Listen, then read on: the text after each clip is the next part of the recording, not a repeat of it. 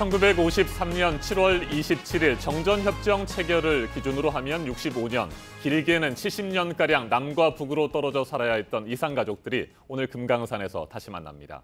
지난 4월 27일 문재인 대통령과 김정은 국무위원장의 첫 번째 정상회담 당시에 채택된 판문점 선언에 따라 이루어지는 이산가족 상봉입니다. 네, 마지막 상봉이 있었던 게 2015년 10월이었으니까 2년 10개월 만입니다. 어제 속초에 모인 남측 가족들은 이제 잠시 후에 금강산을 향해 출발합니다. 꿈에 그리던 가족을 만나게 될 실향민들의 심정은 지금 어떨까요? 속초 이산가족 상봉단의 숙소에 나가 있는 취재 기자를 연결하겠습니다. 네, 김소연 기자.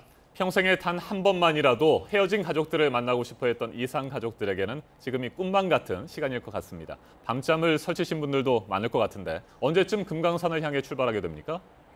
네, 어제 이곳에 모인 1차 상봉단은 하룻밤을 보내고 지금 아침 식사를 하고 있습니다. 식사를 마치면 오전 8시 반쯤 버스에 탑승을 해서 40분에 출발합니다. 상봉단은 고성의 남북 출입사무소를 거쳐서 오후 12시 반쯤에 금강산 온정각에 도착할 예정입니다. 네, 지금 얼마나 떨리고 긴장된 심정일지 대략 짐작은 할 수 있습니다만 이산 가족들의 한과 고통을 어떻게 다 헤아릴 수 있겠습니까? 김 기자가 그곳에 모인 이산 가족들을 직접 만나봤다고요. 네, 그렇습니다. 지금 이곳에 모인 1차 상봉단은 남측에서 북측 가족을 찾은 분들입니다. 어제 몇 분을 만나서 설레면서도 안타까운 심경을 들어볼 수 있었습니다. 북측에 딸이 있는지 몰랐다가 67년 만에 소식을 알게 된 유관식 할아버지, 또 북에 두고 온 여동생을 만날 생각에 말씀을 잇지 못하던 민병현 할아버지의 목소리를 직접 들어보시죠. 그 통지 오고 그거 보고서 깜짝 놀랐어요. 야, 내 딸이 태어났구나. 정말 가슴마다 그냥 얼마나 그냥 기쁜지 몰랐더라고요. 가들을 흘러놓고 무작정 나온 거야, 살기 위해서. 거의 일주일이나 한 달 정도 걸릴 줄 알았는 것이 68년이 됐네. 또 껴안고 잘못했다. 용서해. 할 말이 없어. 자, 그런데 이처럼 자녀나 형제를 만나는 분들은 생각보다 드물다고 들었습니다. 역시 세월이 너무나 흘러서 이산 가족들이 고령이기 때문이겠죠. 예, 그렇습니다. 1차 상봉단 89명 중 단 7명만 직계가족을, 또 25명의 형제를 만납니다.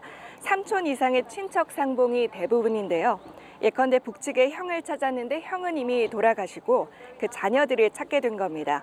상봉 대상의 연령이 높아지면서 생겨난 현상입니다.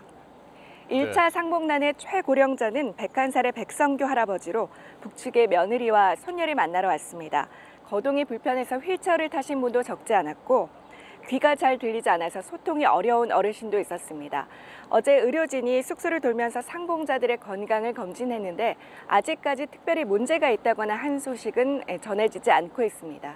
네, 김소연 기자. 지난 6월 적십자 회담에서는 남과 북이 100명씩 상봉하기로 했었는데 이번에 보니까 가족분들이 꽤 줄었어요. 이유가 뭡니까? 네, 그렇습니다.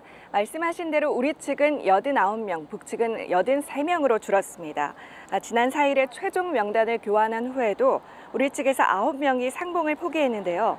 상봉자들의 건강이 나빠진 게 가장 큰 이유이고 또 기대와 달리 먼 친척의 생사가 확인되는 경우가 늘면서 상봉을 포기했다는 게 당국자들의 설명입니다.